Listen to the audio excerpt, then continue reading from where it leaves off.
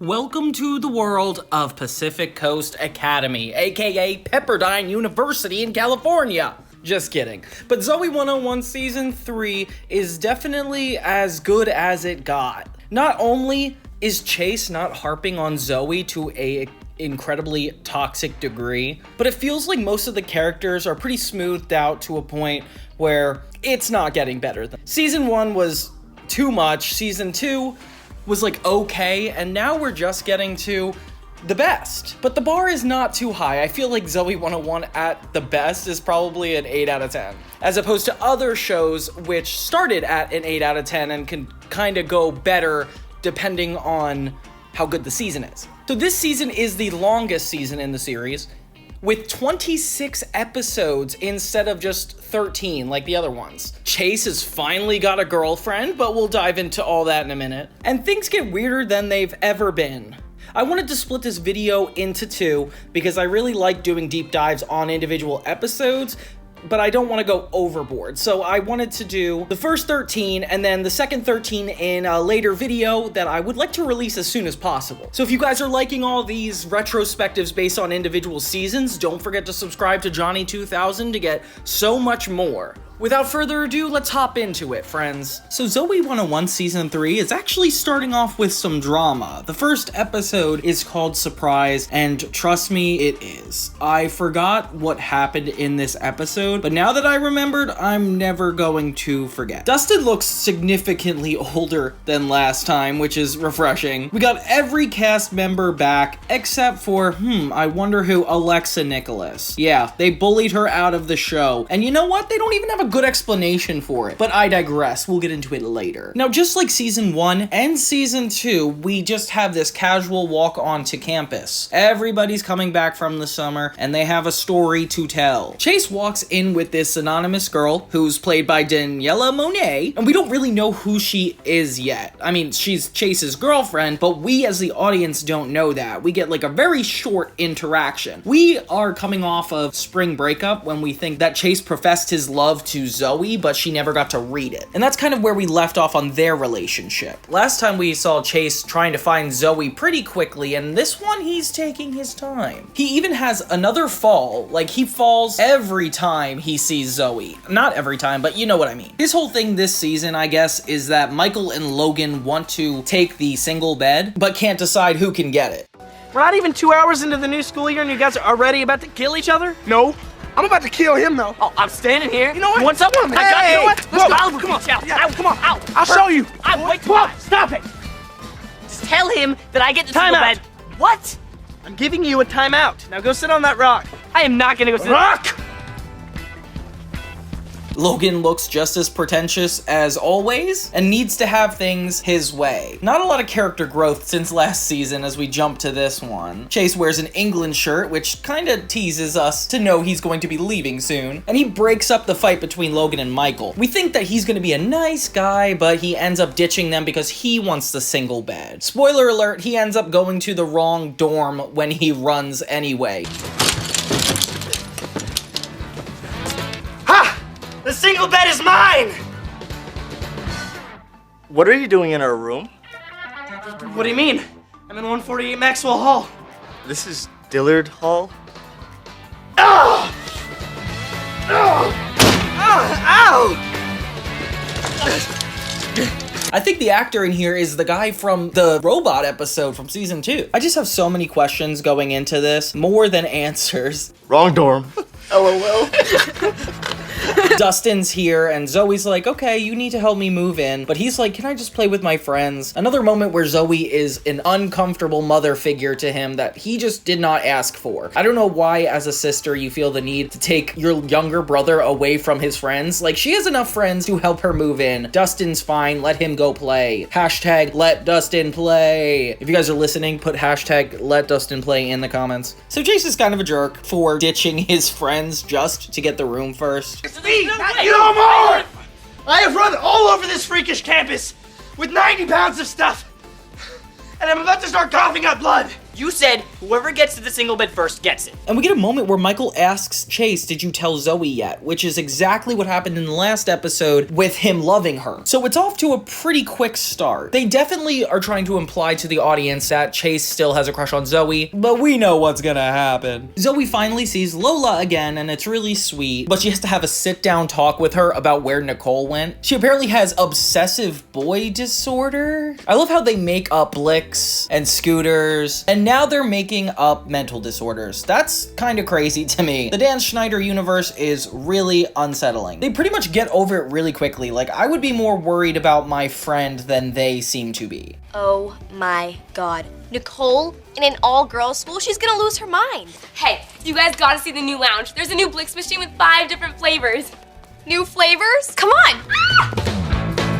Kind of does remind me of the iCarly episode where they went to an insane asylum. It just makes me think the writers in these episodes like to write off people as crazy, or like when you don't want to talk to somebody, they're just insane, which kind of happens a lot with Quinn in this episode. Quinn doesn't have a place to stay, and Zoe and Lola are not inviting. She basically has to force her way into it. And I feel bad because Quinn literally just doesn't have a room. She's arguing with Coco about the fact that she's just not been given a room, and nobody has sympathy for her, especially Coco. Coco in this season, she's definitely coming on strong. We could tell that she's more of a main this time around. She reminds me of one of those parental figures that are just so negligent to a point where everybody's at risk just for her being herself. The kind of mom that would push you out of the way if the fire alarm went off. Yeah, that's the kind of parent she is. Coco even outs Nicole by telling Quinn, oh yeah, she's on to this insane asylum, which is really unprofessional. As the dorm advisor, you cannot tell the other students why one of the students is there. I just think that's really inappropriate and not cool of her, but I guess we're just moving on. But yeah, I don't know why they hate Quinn. Like, they've roomed together before, they've had problems before, but you guys just need to get over it. Like, just let her be there at this point. It's almost like they're repeating a storyline, but they try to keep it short and just like have her move in, which is like fine. I guess that's just how we're gonna go. Even Chase says uh-oh when they find out they're living with Quinn. Nobody is nice to this girl. When Zoe finds out that Chase wants to talk to her, Quinn and Lola are basically like, oh my god, it's so obvious he has a crush on you. And I feel like this is the first time that the girls outwardly acknowledged to Zoe that like, hey, he probably has a crush on you. I don't know why they didn't think it would come up literally a year ago, but I guess they're just telling her now. And she acts so surprised. I don't know how somebody is this surprised that somebody likes them. Like, it's not that weird. Like, the whole time capsule, everything that went on in the first season, it shouldn't be a surprise to Zoe that Chase has a crush on her. I don't know how much more obvious we can get with this. We get a little backstory onto where they were over the summer, and Zoe mentions that she was a lifeguard. And I'm telling you, I don't trust any lifeguard that's like Zoe. I'm surprised she even like saved somebody from the pool. They have a really quick anecdote about how she did save somebody's life, but she's not enthusiastic about it. If anything, she's talking about how of an inconvenience it was. Yeah, I don't want that. But yeah, the act break happens when we find out that Chase might be admitting his love to Zoe. Good break though. That's a good way to keep us curious. Zoe is borderline like mad about the fact that Chase might like her. I mean, I guess she's more on the side of like, can a guy and girl just be friends? And it's like, that's kind of a fair argument. I definitely think a guy and girl can be friends, but there has to be boundaries. Like, you can't go to a dance together. You can't have romantic moments on the lawn. Like, it's just not fair to assume that those two are not meant to be. Like, if you have chemistry, that's a different story. But I don't know how you guys would define like a friendship boundary. For me, it's different. Like, if we're talking about our emotions on a really deep level in a way that's kind of vague to the other person, I feel like that counts as more of a out of the friend zone conversation. But it's all based on individuals and like how comfortable they are, like what they see their relationship with another person being. And I don't think I would talk to my mom, my sister, anybody the way Chase talks to Zoe if I'm just friends with them. Michael and Logan have a really stupid side plot where they're just eating peppers, I guess.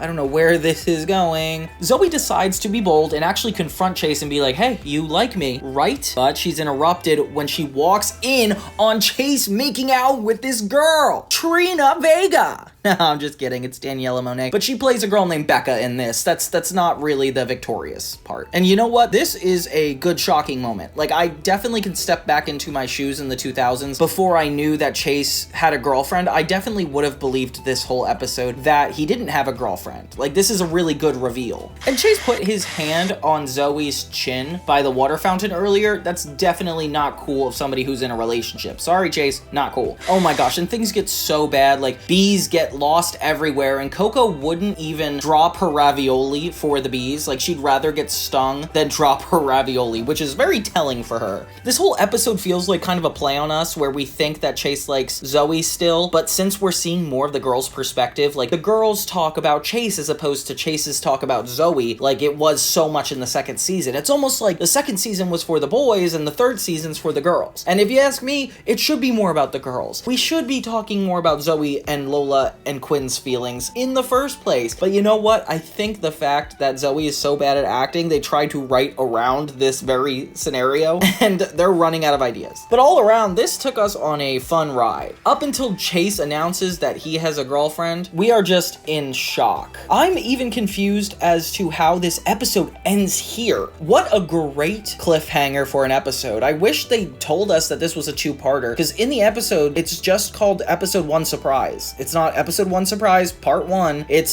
Surprise. And then Episode 2 is called Chase's Girlfriend. And this is where it gets really obvious. Now, this is another issue with episode titles. If you saw this title as like a new episode coming up, or like looked on the Wikipedia page back when Zoey 101 was being released, you would probably see the next episode title, and that would have spoiled it alone. They couldn't have done something a little more subtle to the people that cared this much about the show. I mean, whatever, it's not really my discretion. Oh, but before we move on, we have to talk about the fact that Trish and Lola talk. Why is this important? Because it's Trina and Tori Vega. This is the first time they probably acted together. It's so cool to think that they end up in Victorious together. But you know what? This is not worth talking about for too long. Chase's Girlfriend is when things get sped up a little bit, and you're definitely invested on what's going on. I know I am. We get the boys' perspective of everything, and the opening to this episode is really cool. I wish the whole season opened to this. It's basically Zoe explaining to Quinn and Lola what she walked in on, Chase and his girlfriend, and Chase is explaining to Michael and Logan the same thing. It's like a very he said, she said moment. I don't know if you knew Grease, but it's like that summer night song. Oh, especially since they're the ones coming back from summer break. And this episode is all about Chase kind of introducing his girlfriend to the girls. I love how the second season was more so about the boys, like we got to see more of their personalities, and now we're switching to the girls, and this episode has the guys again. In the B plot, Logan is really bad at basketball. I don't know why he's this bad. He was good in the first season. You do know the ball's supposed to go into the basket, right? But the coach, who is the guy whose whole bit is pronouncing sushi wrong, is back, and he's like gonna kick Logan off the team, which I didn't realize he was that bad. We meet Becca for the first time, with Chase introducing her to the group. It's really cool because in the last episode they didn't even meet, so there's so much to actually see in this episode. But I gotta be honest, Trish is kind of disrespectful to Zoe. We already kind of met. Yeah, sorry for barging in like that. Oh, it's totally cool. I mean, sure, Zoe walked in on them, embarrassing, but you know, she's kind of catty toward her. Chase's whole plot this episode is that him and Michael's cartoon from their web series, not iCarly, is that they have a little cartoon that is apparently going to be seen by a network head, and this could have the potential to bring their cartoon to TV. Not sure if that's how it worked back in the day, but let's give them the benefit of the doubt. So we're excited about that. Then we go back to Logan trying to learn basketball, and Quinn is essentially like, I can teach you. Logan does not believe that she could, and honestly, I don't either as an audience member. I'm like, she's a genius, not a basketball player, but she's definitely really good, and it's hard to discount. Throughout the rest of the episode, she makes him wear a dress, she makes him chase a chicken. Serpentine! Serpentine! What? Squiggle back and forth!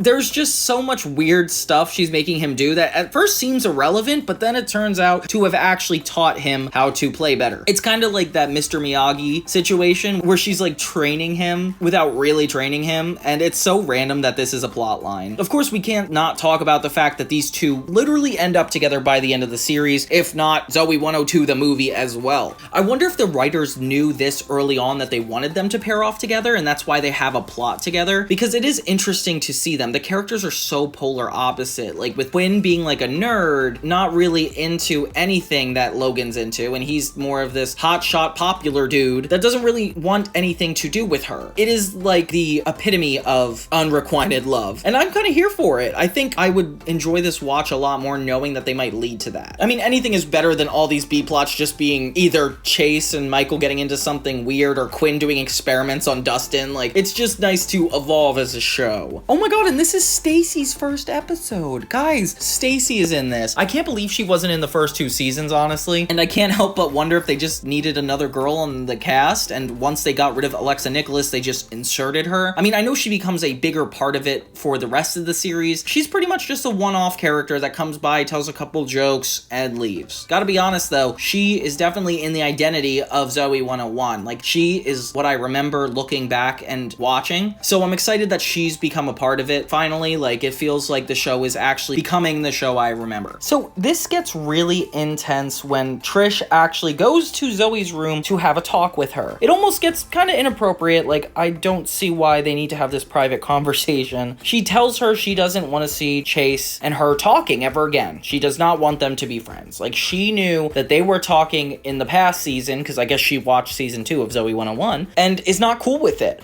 Anyways, speaking of Chase, I hear you guys are really close friends. Oh yeah, Chase is like the best guy friend I've ever had.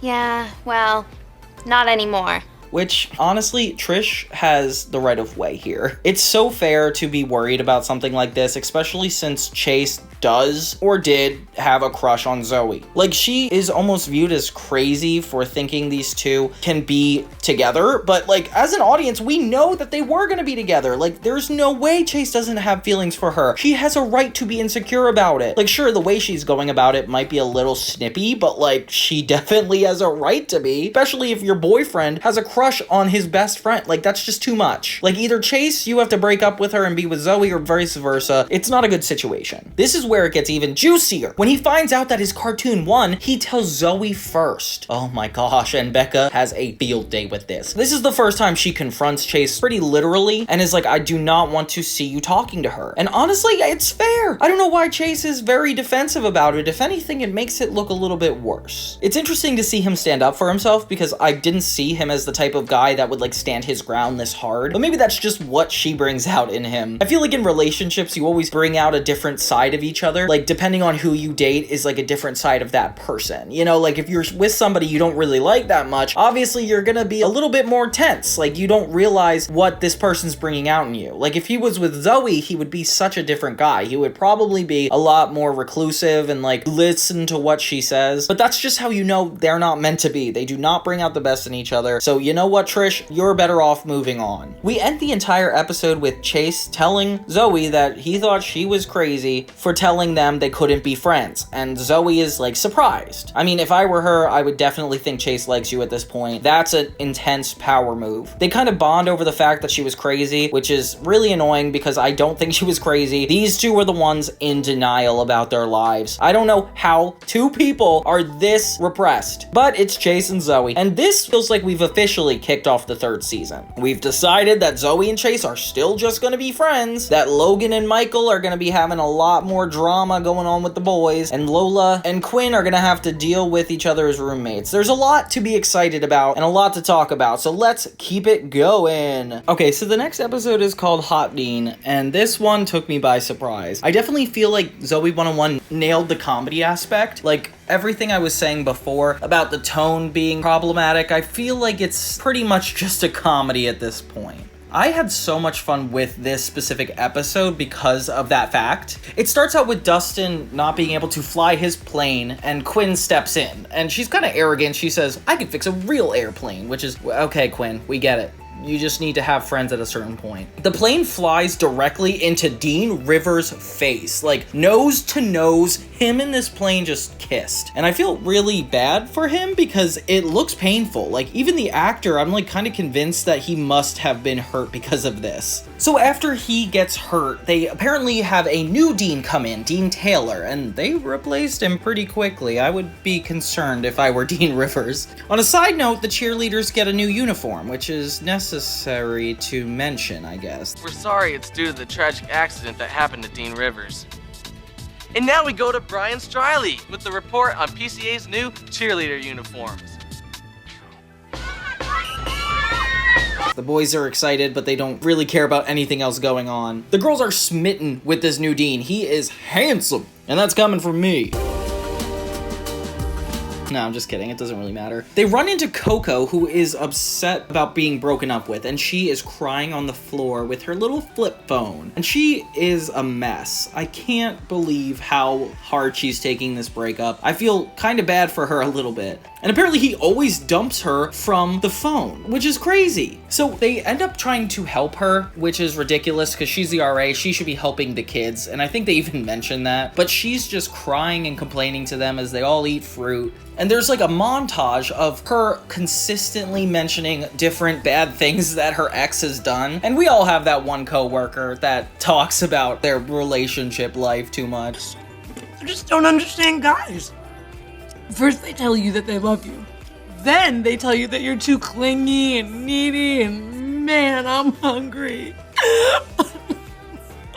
She follows the girls around and has no boundaries. And this is the entire episode. Like, it's just her showing up at different places, complaining. And she mentions that he got her a pretzel from the gas station for her birthday 3 times. I'm not gonna tell you where it is. You can find it for yourself. In the meantime, the boys don't really have a say in anything until the girls kind of bring him into it. Quinn and Lola try to get the hot Dean's attention by starting a food fight. 2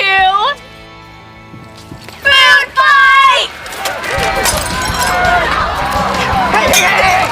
Can we all be a little bit more mature here?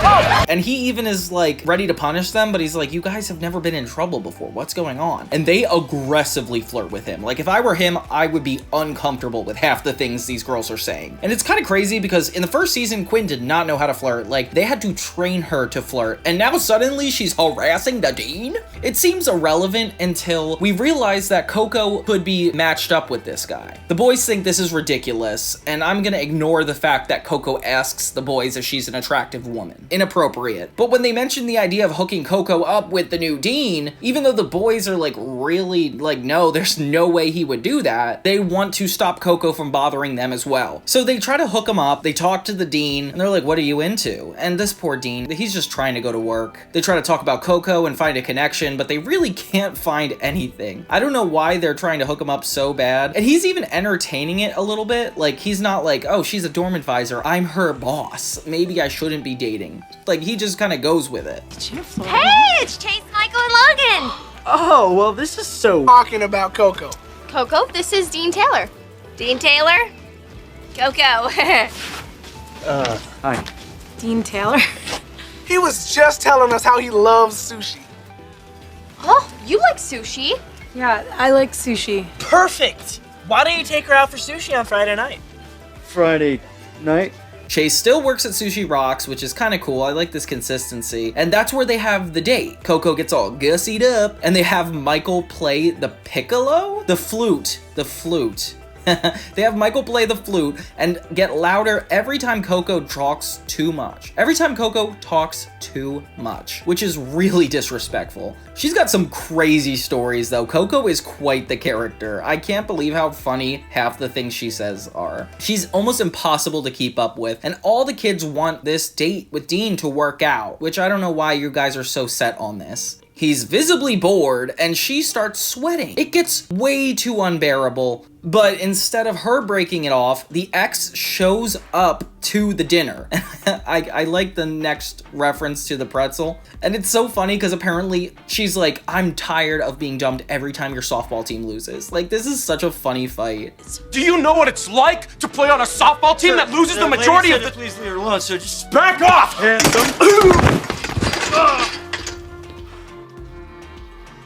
I messed up, Cokes. I need you. Take me back? The girls try to make it up to Dean, or the Dean, but they end up just getting a picture instead, like he's famous, and Coco is carried off by her ex. I don't know who this was a win for, or if this Dean even comes back after this episode, but you know what? It was a fun episode. I had a good time with this one. They finally decided to be a comedy show, and I am here for it. The Dean was a very welcome addition, but I don't think that's necessary. Dean Rivers is probably going to be back as soon as possible, but you know what? We had fun here. We had fun. Even though the boys didn't really play a major role, I felt like everybody got a chance to be funny. Okay, so for the next episode, we have Zoe's Tutor. This one took me by surprise in a good way. So this one's about Zoe hating chemistry. This entire episode is all about her studying for a test. And it sounds boring, but it kinda is.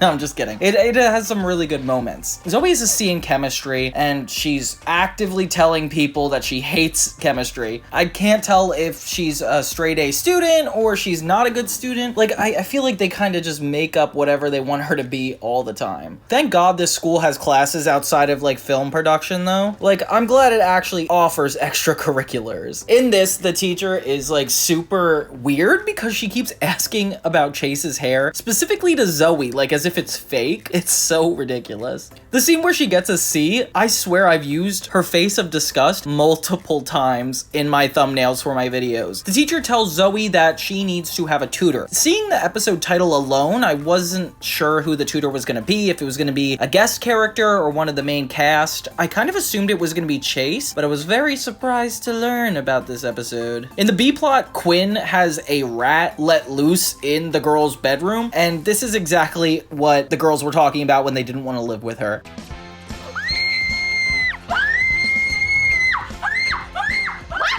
What? Oh, there's a rat underneath the bed! Really? Where's the hand sanitizer? Where's the hand sanitizer? It's right over there!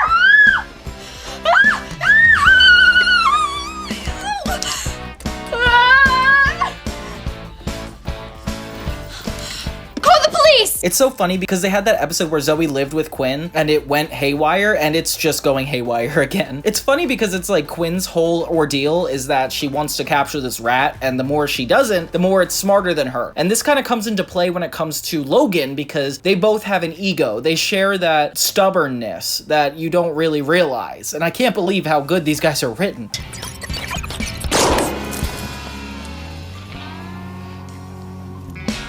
It missed. Really.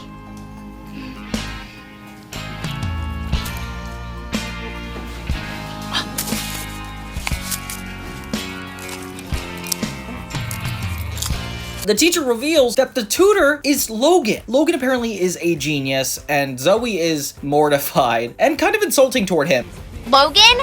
Like, I'm thrilled about this. Logan doesn't know anything about chemistry. He doesn't know anything about anything. Like, it's not that unrealistic to be good at something. Oh my god, the flashback of Quinn and Zoe fighting about tutoring is so funny. Zoe does convince him to tutor her, but they both have to kind of keep it a secret. Later, they are playing baseball for some reason, and he is tutoring Zoe. She's learning a lot more. Congrats, Zoe. But uh-oh, Michael and Chase left basketball practice early because Michael broke his foot stepping on the basketball. They head back to the dorm to find Zoe and Logan as Zoe's about to fall on Logan, which it just looks like they're dating. I don't know what to tell you. And it's really cringy because we both know that they are not dating. So this suspicious act is even more suspicious. Chase has a field day with this, gathers everybody around and is like, what are we gonna do about this? Everybody doesn't really seem to care that much because he's the only one spazzy enough to care about what Zoe's up to. And everybody is just kind of like, okay, Chase, sure, we know. And it's clear that everybody knows that he likes them. They keep bringing back the flute for Michael, which is really funny. I like that they committed to it.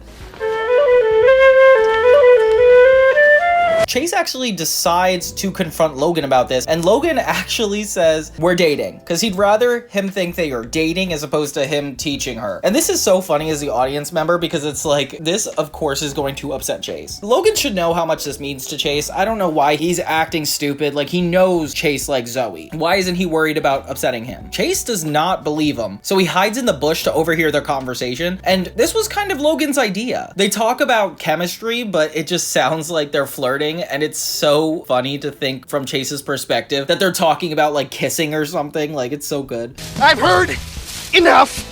Chase? Chase, what were you doing in that bush? Hearing everything. Look, I wanted to tell you, but I was embarrassed. You should be embarrassed. I mean, Logan? I know, but he's taught me so much. Oh, God. It's true. I mean, he really knows his stuff. Oh! Oh!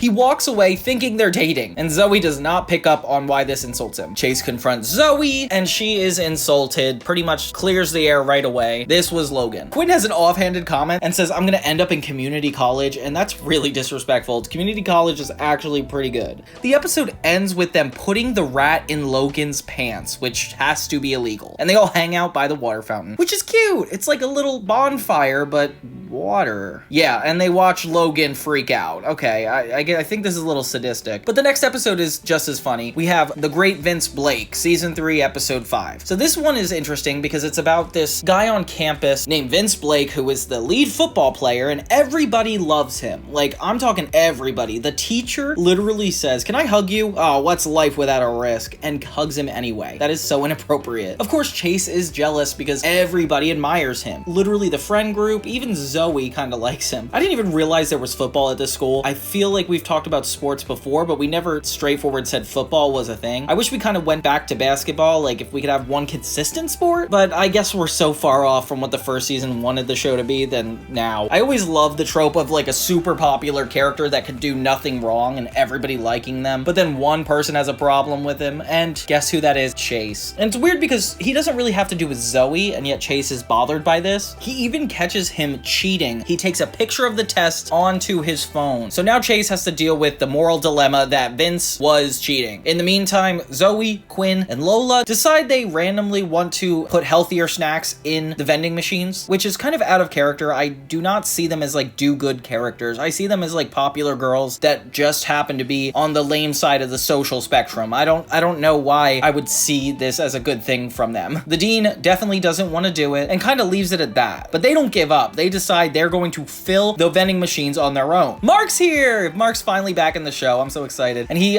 sits on a cactus, which is pretty relevant for him. Mark, you just sat on the cactus africana! I know. Please call the nurse. As the boys are heading out, Chase admits to Michael and Logan that he saw Vince cheating. They warn him not to tell anybody. So he kind of goes adjacent to that and tells Vince himself, who actually does not want to do the right thing, is unapologetic about just don't tell anybody. So Chase is reasonably upset. His friends talk him down and say do not ruin this for him or the school, and I'm like, guys, you're terrible friends. They even have a cardboard cutout of this guy on campus. How popular is he? Stacy's got a few one-liners in this, and it's nice to hear her again. Oh, the girls finally get their moon bars, and I think that's a play on the Luna bars. I didn't realize they had those healthy treats back then, but yeah, that's definitely what they're doing here. But they think it's a horrible snack. Like, it does not taste good at all. Oh, gross!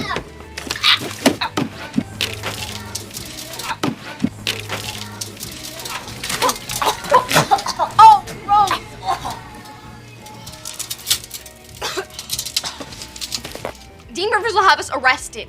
They make my tongue sad! And I like that Mark's a part of the B-plot. Like, please weave him in as much as you guys can. They inject the cookies with cactus juice, and they actually taste really good and really addicting. They end up hijacking the man who's supposed to switch the vending machines and put them into the machine, which is pretty presumptuous. Later, Chase is cornered by the football team, and these guys look like grown adults. Like, Chase looks like a kid, and these are grown men approaching him. They basically threaten him if he tells anybody about Vince. Such an interesting power play, like, that this guy's popularity is so important that everybody around him is willing to act on his behalf, whether he asks them to or not. Like, Vince never asked anybody to defend him like this. People are just going out of their way because they believe in him, which is insane, that kind of popularity.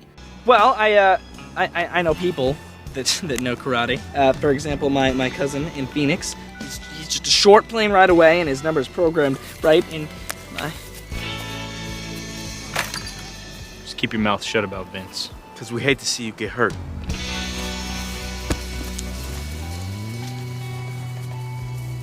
Chase decides not to tell the teacher and gives Blake an ultimatum that he will not tell if he agrees to not cheat again. But Vince can't do it, so Chase blurts it out in the middle of class. Vince cheated.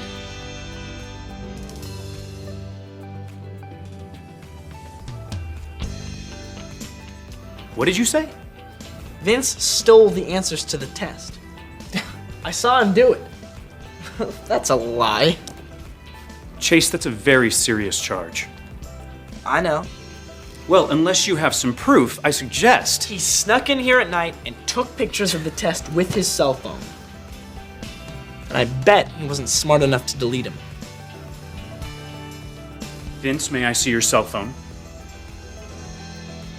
We cut to Chase and Zoey having another moment under the basketball court, and this is kind of cute. I like that we're not just seeing them talk on the grass, like they actually have like something to do, and Chase tries to tell himself he did the right thing, and I like that Zoey doesn't shut him down about it. I mean, it's not I don't know what to do. The guys weren't joking. The entire football team tries to fight Chase, and I am worried for him. He is alone and defenseless. But then we get a nice moment where Logan and Michael come up defending him and say that if they hurt him, they're gonna have to hurt them. And Mark is just unconsensually part of this. He apparently thought they were gonna see a movie. Poor Mark. Suddenly, when everybody starts being addicted to these moon bars, the dean even says, "I'm glad you guys broke in," which is, do you guys have rules or what? We finally see that Michael, Chase, and Logan were beaten senseless. It gives a little bit more respect to them because clearly they're doing the right thing in this scenario and want to go down with their friend. But the fact that they lost is kind of funny. Later, the episode kind of ends with the moon bar fiasco where everybody is basically addicted to it. And it's come to the point of being unsafe for the campus. Quinn apparently knew this whole time, which is psychopathic, and the girls kind of just shrugged their shoulders and we don't really get to see them put everything back to normal. But this was a fun episode, getting like another guest character and seeing how the main characters react to him. I like seeing Chase in a dilemma that doesn't have to do with Zoey. It makes him seem more rounded as a person. And there's some really good jokes in this one, like when the teacher hugs him in the beginning. I just thought that was so funny. And season 3 has about 24 episodes, so we're kind of just at the first quarter. Let's keep going. The next episode, season 3, episode 6, is the Silver Hammer Society. And this one took me by surprise. I did not expect what this ended up being. So the boys are watching a doc about girls in bikinis, which is on the Knowledge Channel, and Logan comes in all gussied up.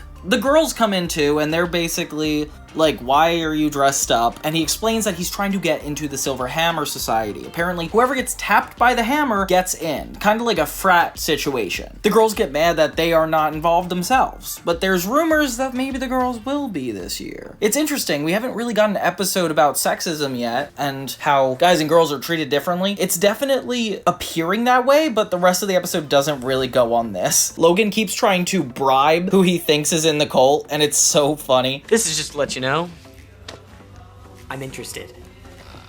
Thanks, but I'm seeing someone.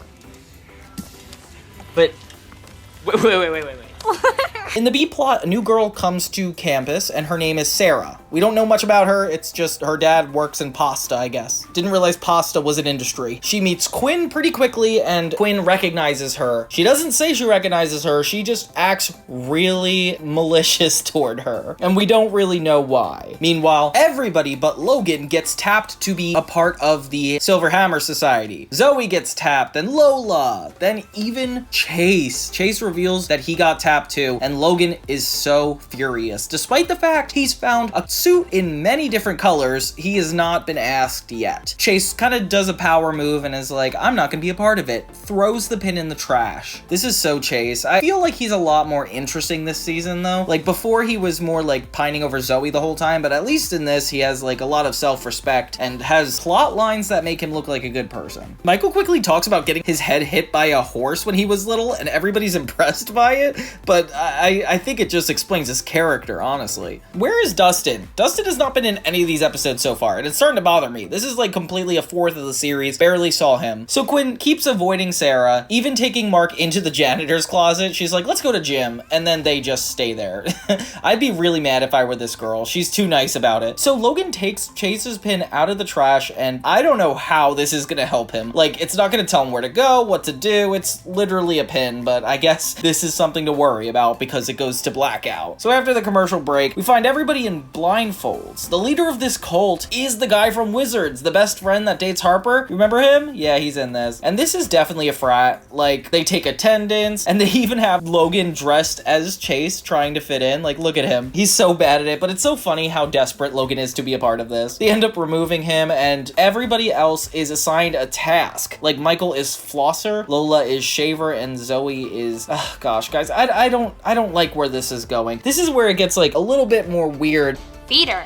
For me, and probably for the Schneider universe. Oh, I do wish Mark was recruited, though. This is the one thing it's missing. They have to do mundane activities, like serving the members food, and we have to watch Zoey essentially wipe a kid's mouth. I don't really like where this is going. Quinn tries to use a slingshot, and I think she's about to kill Sarah. I didn't realize it was this bad, and I didn't realize Quinn was capable of that much. Logan very quickly tries to have his own secret society and call it Loganites, with a bunch of random kids across campus, and the janitor, which he was the janitor from last season. This is cool. Chase doesn't want anything to do with it, and him and Mark essentially leave. But it's funny because Logan actually said you have to streak across the campus naked in order to join, which is just like a frat, and nobody wants to do it except the janitor. Really creepy that it's just a boy alone with a elderly man. I don't know why this is happening. So we find out that Sarah was actually in a beauty competition with Quinn, remembers her, and she was a flag twirler or just a performer, I guess. I don't know what to call this. And it's been revealed.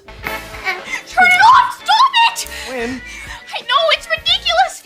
I didn't realize how bad it was because I was only 5! I didn't know! It was before I turned 7 and realized my true path was intellectual superiority over all others!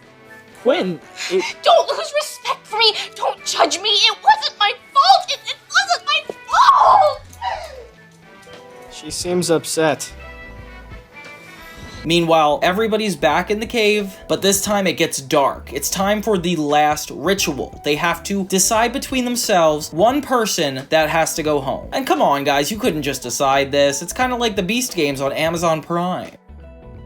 Zoey uses this as a moment to be self-righteous and is like, okay, none of us are gonna join. And she's lucky that everybody agreed. That was about to be really embarrassing for her. I guess the moral is don't join cults? I don't know what this episode's trying to entail. Later, Mark kind of consoles Quinn and tells her it's okay and that she doesn't need to be embarrassed. But it is funny that, like, Quinn would be embarrassed about something like this. As somebody who wants to be seen as a respectable scientist, like, of course this would bother her a lot. It's so funny to think that she assumes that Mark will break up with her because of this. And the episode ends very sweetly with her performing for him, and, okay. This episode was fun. It definitely went a little too far at points, though. I like the concept of everybody joining a cult on campus and these robes trying to get people to do really specific things, but it feels like the episode was very quick. It was just the first half, everybody be invited to this secret club, and the second half, nobody likes the challenges of this secret club. The end. Oh my god, they make Lola try to shave this guy's back, and that's where we're gonna stop. We're gonna stop with this episode. We're gonna move on. Okay, so the next episode is Michael Loves Lisa. It's listed as episode 13 on Paramount Plus, but it's episode 7. It is the episode following the one we just watched. So the episode starts with Stacy being taken out on a gurney from yoga, and the teacher, like, doesn't even care. I don't even know. Oh, my buttock! You'll be all right, Stacy. Just take her to the nurse's office. Now, you see, that is a good example of why yoga isn't for everyone. Zoey starts talking to this random girl, which I don't really know who she is, and we find out that Michael is smitten over her. Her name's Lisa, and she's really pretty. So he wants to impress her. He even borrows Zoey's JetX without asking, and she's like, I need to get to class, but he just goes anyway, and starts flirting with her with the pink JetX. Just as he thinks he's being a smooth talker, he tries to get off the JetX, but his zipper is stuck to it. So he's getting having karma because he literally stole his best friend's bike. And it's blaring. The alarms are so loud. It is embarrassing. I feel like you could tell Jamie Lynn Spears isn't even good at pretending to laugh. Like the scene with Lisa, she just like, I swear, they must have dubbed her voice to add in laughter because it just seems so ingenuine. But at least she's getting a little bit better at acting. I realized we never really had a Michael episode until now. Like, it's cool because, you know, we don't get to see this character in its own plot line. Meanwhile, Chase and Logan are fighting each other because they're playing a racing game that's not Mario Kart. What a world. And Chase keeps winning. Logan has a big issue with this and challenges him to a race with real go-karts, which of course he can afford to do that. But Chase doesn't. He doesn't know what that is. He's not gonna pay for that. Quinn is doing the hula hoops and Lola is timing her, but I'm starting to remember that Lola has not been talking about acting for quite some time. Like, the things that made her unique are kind of gone, but Quinn seems to keep this like flexibility aspect of her. Like, we just learned she was a pageant girl, so of course she's good at juggling 6 hula hoops. I like seeing her embrace this side of herself. She's becoming a lot less weird and more dynamic. Michael comes in with the JetX and everybody's like, why'd you bring the JetX into our room? He tells the girls that he likes Lisa and they're like, oh, that's so sweet, but he's just too embarrassed. He even falls under the JetX as he's leaving, which is the most embarrassing. Later we see Chase getting his bike together and he took apart a lawnmower and put the pieces together, which I don't know anybody growing up that's smart enough to do this. Chase can't be that smart. Like, they make him seem all cool and like put together, but he really doesn't know what he's doing. Actually, he does. Stacy gives her first flirtation toward Logan at this part where she's like, he's spicy and I'm uncomfortable. Logan comes up and he already has a really good vehicle. And I love how Stacy just assumed she would go with him. Like, in what world would that just be happening? The girls try to be nice and invite Lisa to come see Michael sing at the open mic night. Michael's already confident until Zoey reveals this to him, then he's scared and embarrassed. I think he's overreacting, but then he goes on stage, pukes on her shoes, and it makes sense. Now I feel bad for him. He got his first episode and it's about this. Oh, you threw up! Ugh, it's on my shoe! Michael! What are you getting? Zoey tries to talk to him, but he hides in the closet, playing his flute again. Hello.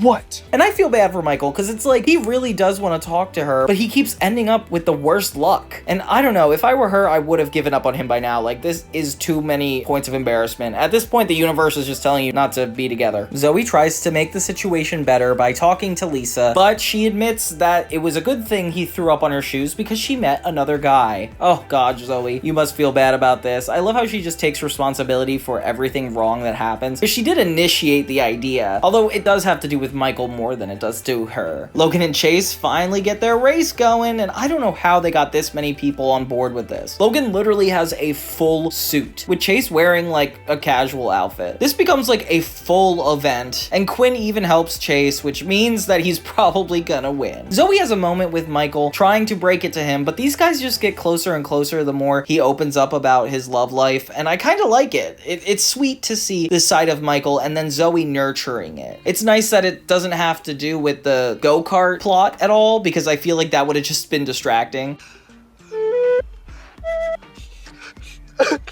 You can't solve your problems with sad flute music.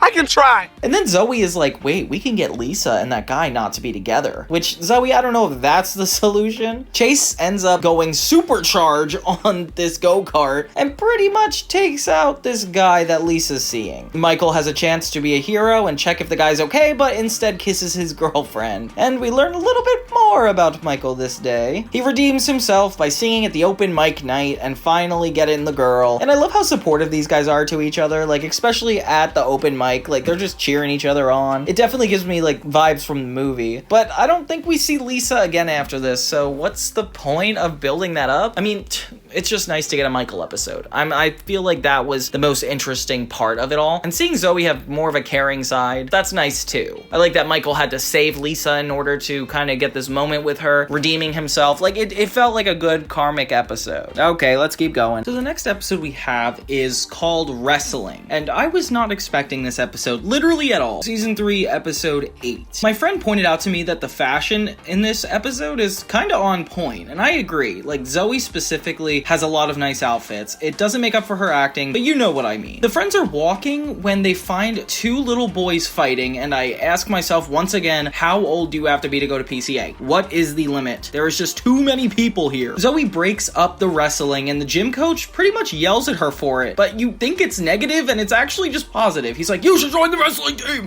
This interaction is super funny because he definitely seems angry at her, and she's definitely angry back, but he makes her agree to it. Be on the team! Why do you want me to— Join the team! Say yes! If I say yes, will you stop screaming at me? Welcome to the team! I just joined the wrestling team. Oh my gosh, Rock'em Sock'em Robots. Who remembers Rock'em Sock'em Robots? Lola and Quinn are playing in this episode, and I forgot this was even a thing. Later, Zoey shows up to the tryouts, and Logan is pretty angry that she's there. No surprise, he was angry in the pilot, he's angry now. I don't know why her being in the friend group and him consensually joining them all the time still bothers him. They even reference basketball. Apparently, they've been playing all these sports, and I guess we just don't see it. The coach is mad at her for assuming she would just start, but it's like, dude, you invited her. And he gives her all these complicated tasks to do, like they have her work out and everything. And she's like exhausted. Lola and Quinn can see how tired she is, but they're like, please take one for the team, like be the first girl wrestler. And I guess I'm here for it, although we do never see her fight. The coach has a catchphrase and says, let's get sweaty. Not happy about that. Meanwhile, Lola is talking to this guy named Trotman with the intention of getting on TV. This is the guy from the news that you usually see at PCA campus. He's basically calling her on her bluff, being like, you don't want to go out with me. And you know what? Lola is rude for even trying to do this. Would you really go out with me? No. Walk away.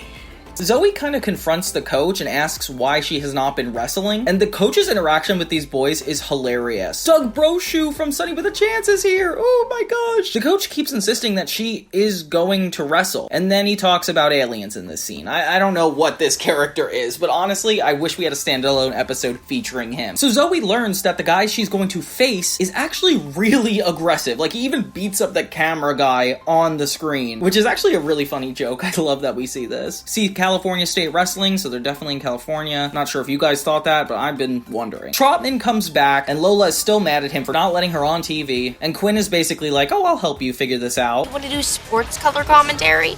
I don't know what that means, but if I get to be on camera, then yes, I do.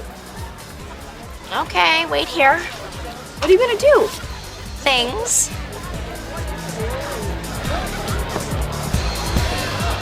Has him sneak away and basically kidnaps him because we do not know where he is, and Lola basically fills in for him as one of these announcers. Good luck, Lola. I definitely don't think you know how sports work because you're an actor, not because you're a girl. I love how nobody is getting consequences for their actions. Like, this coach is doing so many bad things. Lola is so funny though as the announcer. Like, she just mentions things she actually knows and it has nothing to do with the sports, but I kind of love it. He's never been defeated in over 74 high school wrestling matches. Yeah, but look at his scruffy head. I could definitely recommend some hair care products, starting with a deep conditioner.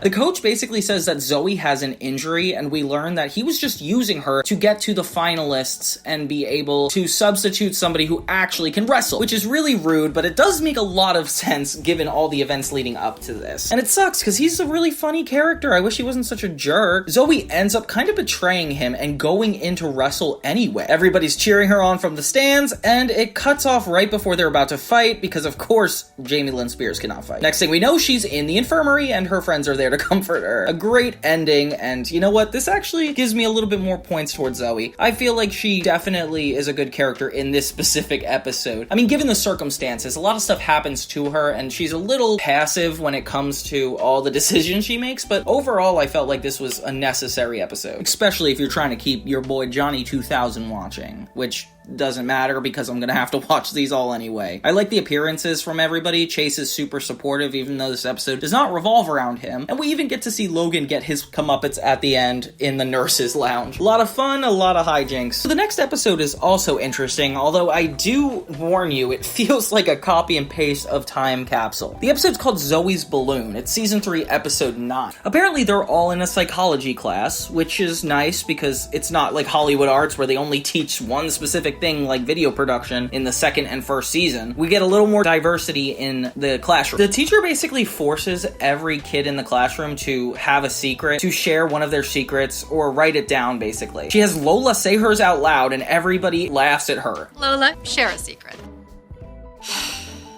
Well, okay. When I was really little, I did have kind of a bad experience. Come try Harry's hot dogs where everyone's a wiener. Come try Harry's hot dogs where everyone's a wiener. Oh.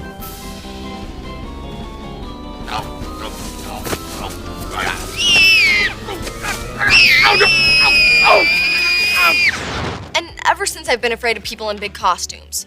You know, mascots, theme park characters, Easter bunnies, all of them. That's great. This is nice, thank you. Thanks for the laughter. It's so embarrassing, and it's like, can a teacher legally force a kid to tell a secret like that? I don't know if that's fair. I love how all psychology teachers are essentially the same. They're very head in the clouds, whimsical, and it kind of reminds me of the therapist in Victorious. It's good though, she's got some good jokes. Oh. Yes, I wasn't supposed to have you reveal your secret out loud. Oh, super. So Zoe writes her own secret, and the whole goal is they're going to be attaching them to balloons. Zoe writes down her secret, and of course, Chase wants to know. She kind of gives him flack about it, and does this thing where she teases him and is like, yeah, I'll tell you. Never. Zoe, you are...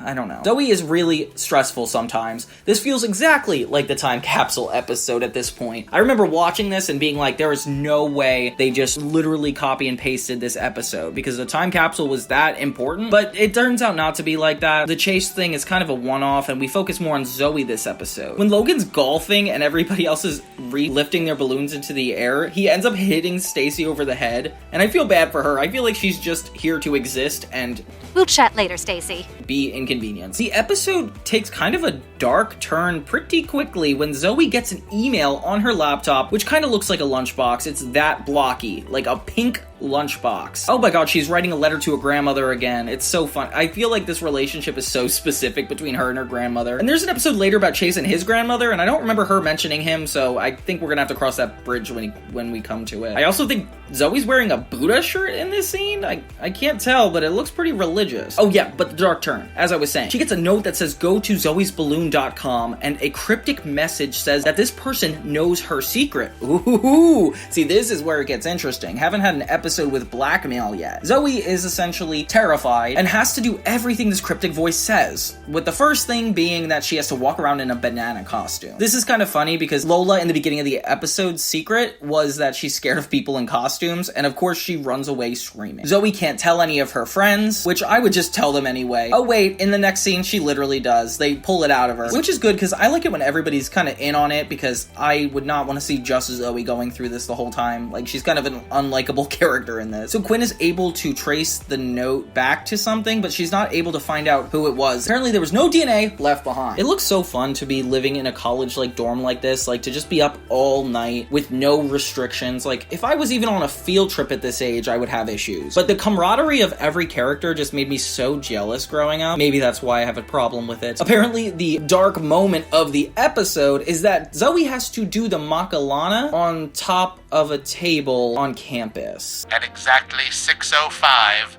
you will stand on a table and dance the Makalana at full volume. No! If you fail to do this, your balloon note secret will be emailed to every student at PCA. Have fun, Zoe. I'll be watching you dance. Are you gonna do it? What choice do I have?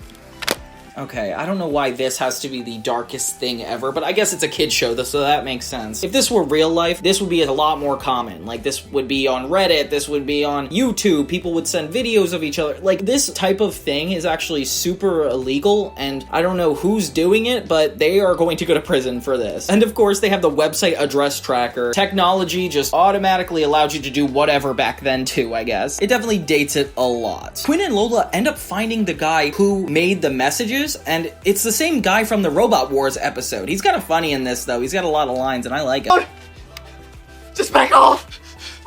I'm serious! Whoa. Whoa, whoa, whoa. Whoa, whoa. Whoa, whoa, whoa.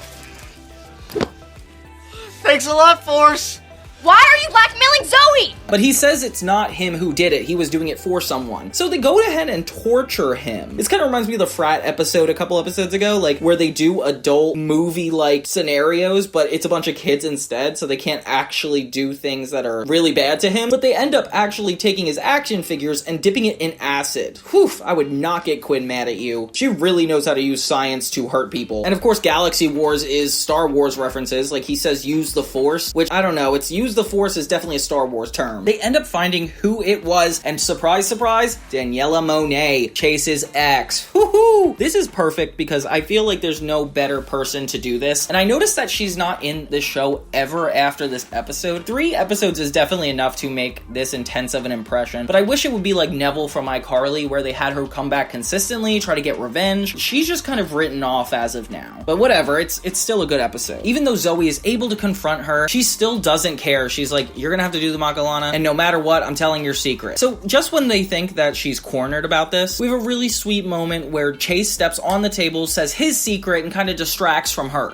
Okay, when I went to my uncle's wedding when I was 5 years old, I was the flower girl.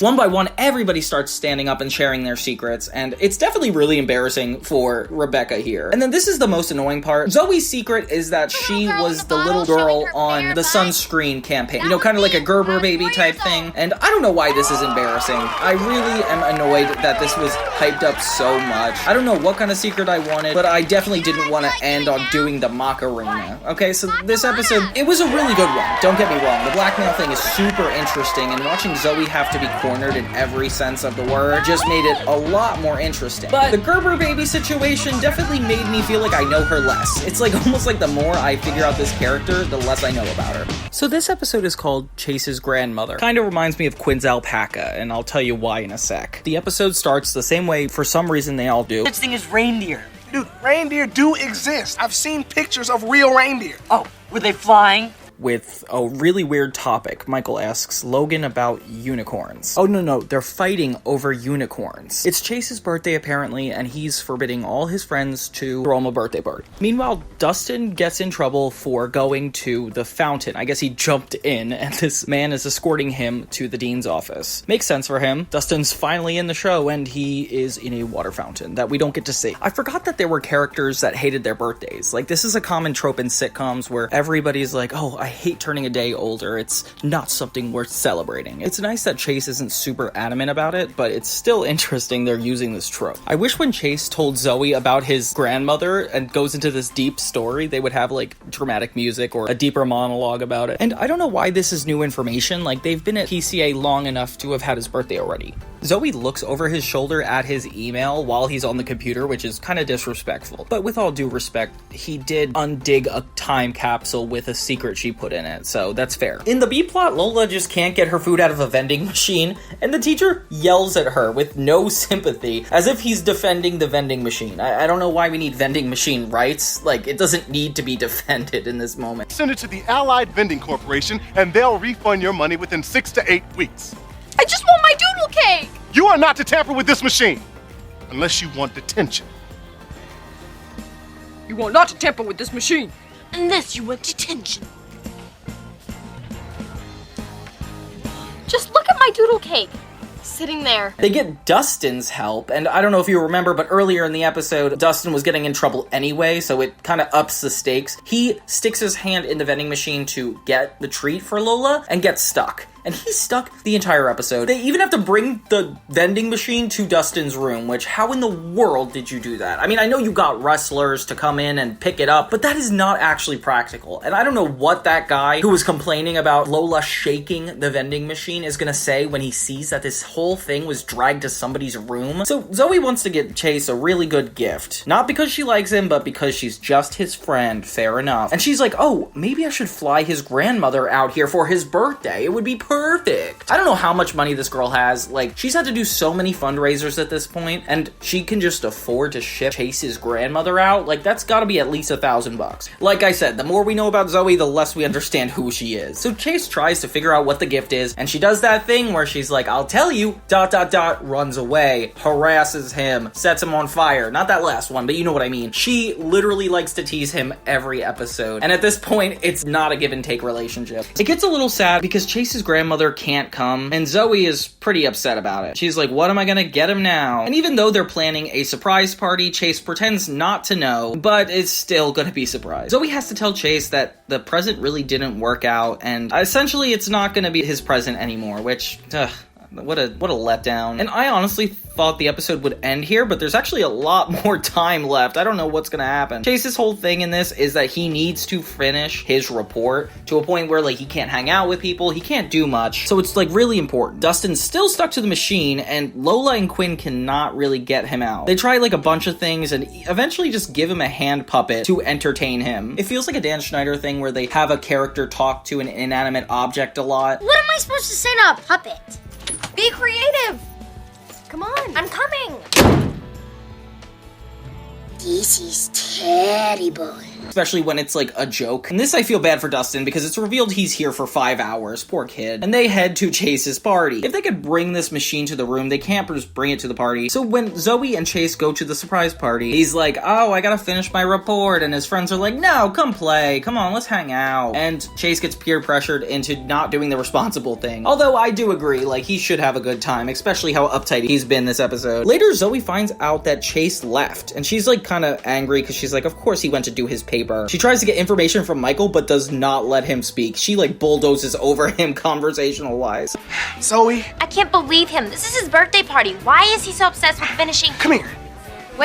Where are you taking me? So rude. When she finds him out in the courtyard, she learns that his grandma died. It wasn't the flu like they said earlier. So if anything, we should be mad at the grandmother. I guess you can't be mad at somebody who's deceased. This is like the most dramatic moment in the entire series though, and I do shed a tear in this moment. Like, it's really sad to hear this from Chase, especially if all the grandma stuff that was built up. Although I am annoyed because Zoey has such a clear relationship with her grandmother. We see her emailing her all the time, but right in this moment, she does not bring up the fact that I know what it's like to have a grandmother. I know what it's like to care about somebody. Like, we don't get to emphasize that about Zoey, so maybe it's just not true. And it ends on this note. It's very sad, and if I were a kid watching this, I would be like, wow, that's depressing. But I do like the concept of her getting his grandmother because it means so much to him. It's, like, really nice of her to do. Although it feels like it's taking the exact plot from Quinn's alpaca. This is when things start to feel a little bit more recycled, but luckily, since it's not Victorious or iCarly, it still is grounded in the character's situations.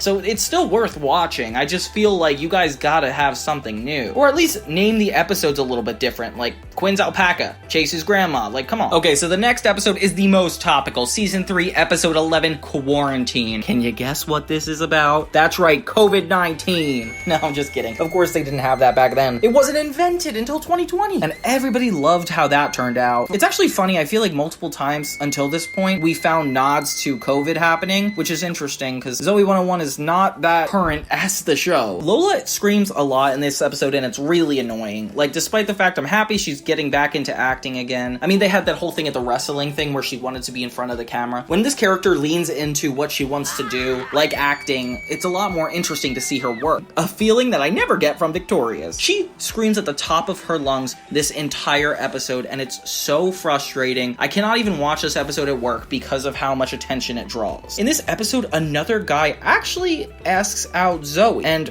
I would be kind of angry because Chase's grandmother just died, and now you're just gonna go dating another guy. And she's pretty open about how she feels about this guy. She's like, he's cute, I'm gonna go out with him. She hasn't said one word about being even attracted to Chase. She beats around the bush so much, like, I don't know how she feels about anything. And it matters because I care about Chase. Like, Chase puts his heart on his sleeve, and she could just get asked out at any point. In the B-plot, Quinn is jealous of Mark having a friend, and she is aggressive when she's jealous. Given her track record of, like, the different fumes and, like, dangerous things she's used in the past, I would be scared to be that girl. Because I'm convinced Quinn could kill someone, and I am not looking forward to the episode that happens. She says it's cool, and her and Mark don't really fight about it too much more, but I'm convinced that she's scary. You're talking!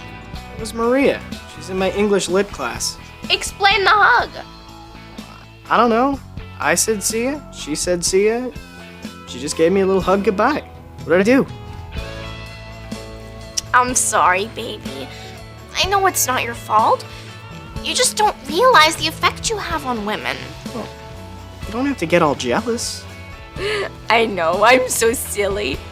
Come on, let's go get some coffee and corn nuts. So Quinn is creating this disease in her room, and I don't know how you invent a disease. It's very foreign to me. I haven't invented one in a while. But apparently green gas gets everywhere, and she did it wrong. But she's pretty casual about it, until she has to pull the fire alarm and tell everybody to evacuate the building. She even has to call the toxin company, and of course they get multiple calls from her. She even mentions that they're on a first-name basis. No, this time I created a new germ by combining mutant strains of Anthracolex and Basilicocus B. Oh, yeah. Yeah, I accidentally let it loose in my dorm room. What are they saying? Shh. And she tells the girls that they have to stay in this room because whatever her substance is could be deadly. Oh my gosh. And I love how long she takes to tell them what's going on. Like, she locks the door, she is super quiet, and she's like, oh yeah, we're just not gonna be able to leave. It's even more messed up because the boys sneak in. Hello! Hi! Just to say hi to the girls, and suddenly they're a part of it too. They try to act like they're not a part of it, like you know how these three would stand if they were in COVID times, pretending to wear a mask, but then they get escorted back into the room by these hazmat suited guys. But we can't forget this moment where they enter and they do this little barbershop quartet thing. Hello! Hi! And Logan, you're clearly their friend. Stop acting better than them. Even though he's in this episode, he barely has a line. So they're all stuck in this room. Kind of reminds me of the I Beat the Heat episode of iCarly. You know, Nickelodeon had that whole special where they cross bottle episodes across multiple shows, with the Victorious cast getting stuck in the van, and the iCarly crew getting stuck in their house without electricity. Now these guys are stuck in the room this episode. They even have to draw blood from them, and I didn't realize Michael was scared of needles until now, but that's an interesting thing to learn about him. Quinn mentions that Mark went to a knitting camp, and that's so funny for his character. And Quinn calls the girl that he has to work with a temptress. I'm gonna lose my sweetie! He's your boyfriend. You should trust him. I do trust Mark. I don't trust that Maria.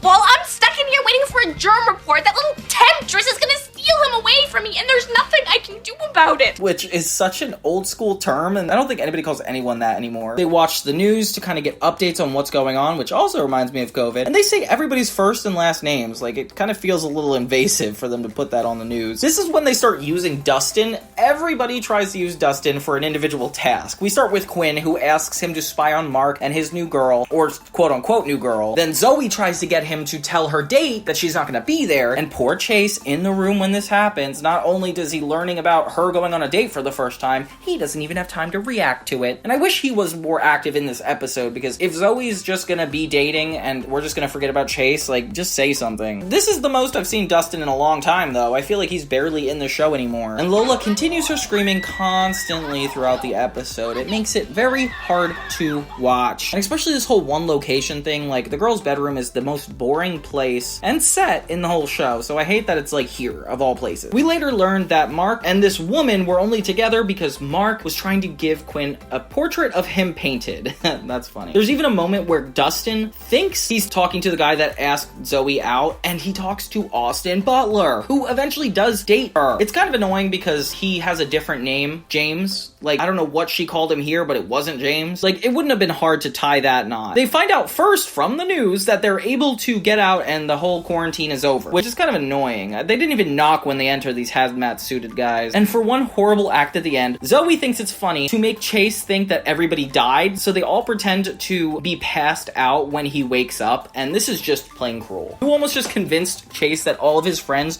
were dead and he was the last one alive. That would be terrifying. Of course, this is a great reflection of COVID, but just the episode alone was a lot of fun. I wish it was more than one location, because I don't think these characters are super interesting in this scenario. But by the way things ended up, it was a nice one. Although I do feel like I'm losing the Chase and Zoey love line. So Chase is focused on getting the Geo, which is a parody of the iPod Nano. It starts with another random conversation. Hey, Logan doesn't like to walk to the bathroom because it's too far. Oh God, don't tell me this. pees out the window. Ugh, gross. Told ya. And I don't know what with the Dan Schneider universe that all the characters always have to be talking about something really obscure all the time. Chase gets a package from his grandfather and he thinks it's gonna be the Geo, but it turns out to be a radio, like an old vintage casual radio, as you would expect an old person to gift. Lola and Quinn are talking about kissing in a really weird way, and like, do girls actually do this? Apparently Mark hasn't kissed her and they've been together for 2 years. What? Jesus, this is insane. I mean, I get they're young, but they're not 12. Zoey learns that the radio Chase got is actually worth $10,000. Of course, she has to tell him right away. Oh, and Zoey decides to take it from Chase in exchange for a taco coupon. I would normally agree with Mark if you're not ready to kiss somebody, but 2 years is just ridiculous. He says he wants to wait for the perfect moment, but that is not an excuse. Michael and Logan find out that the radio is worth $10,000 from Lola and Quinn before Zoey could tell him herself. So they obviously get fired up and get Chase fired up. So before they get a chance to see that Zoey was gonna tell him, Chase is already angry and is like, why wouldn't she say anything? He confronts her in her room and they actually fight. I've never seen them break up like this, and it's kind of sad because obviously they have a love story going on. Zoey gets super defensive, and just to prove a point, she says she's gonna keep it and deserves it. Oh my gosh, Zoey. And it's so funny, these are clearly teenagers fighting because I feel like the pettiness is just so immature. And I love how Stacy is here the whole time, and everybody breaks up. Lola, Quinn, Michael, and Logan, because they just think it's not fair. Lola becomes on Chase's side, Michael's on Zoe's side. It's just confusing, but I love it splits up everyone. Quinn tries to manipulate Mark into kissing her by having like a violinist play, and when Mark doesn't use the occasion to his advantage, she gets kind of heartbroken. Chase ends up wearing all black and breaks into Zoey's room. Oh my god, this is illegal. During this, his grandfather calls, and he's actually like a really rude and disrespectful person. Chase? Granddad? Did you get it? Why are you calling me at 2 in the morning? Did you get the radio I sent? Yes, I got it, but right now I'm trying to get it back. What? You got it and you lost it? Sorta, but I'm trying to get it back. It's worth over $10,000. Ooh, hold on. Chase is short with him, and that's kind of it for that. When Chase finally gets into the room, Zoey throws a pie in his face, which is fair. He literally invaded her private space. Like, you can get expelled for something like this. The music in this section is a little too good. I don't know why they had such good music for this sneaky section. I wonder if half the budget on this show was just on this one orchestra piece. They have Mark be the mediator between Zoey and Chase. I wish Chase just didn't assume Zoey would be so malicious. None of this would happen. After they declared that Chase didn't have a right to ask for it back after him and Zoey made a deal, Zoey starts to feel bad and actually talks to him about it, which is very sweet. They agree to split the money, and I'm so happy that they came to this resolution. I felt like it was not a good or healthy situation for the whole group. But these are issues that people wouldn't have nowadays anymore. I feel like people don't openly confront issues or state their opinions on things like they used to, but this definitely bonds the group a little bit more. I feel like it's important to talk about stuff like that. In a surprising shock at the end, Chase's grandfather takes it back. I thought he was nice for a moment, but it just looks like he's a jerk. He just cares about money and is willing to take Chase's gift. And nobody gets an iPod Nano. The end. There you have it, folks. The first 13 episodes of Zoey 101 Season 3. I'm sure a lot more of this is recognizable to you young viewers, especially people my age, because this is 100% most of what I remember. Now give me a couple days, guys, and I'm gonna get the second half out to you as soon as possible. But in the meantime, make sure to like and subscribe, and thank you guys so much for supporting me with everything you do. I really appreciate it. And don't forget to check out some of my other videos breaking down different stuff. Thank you guys so much, and have a great day.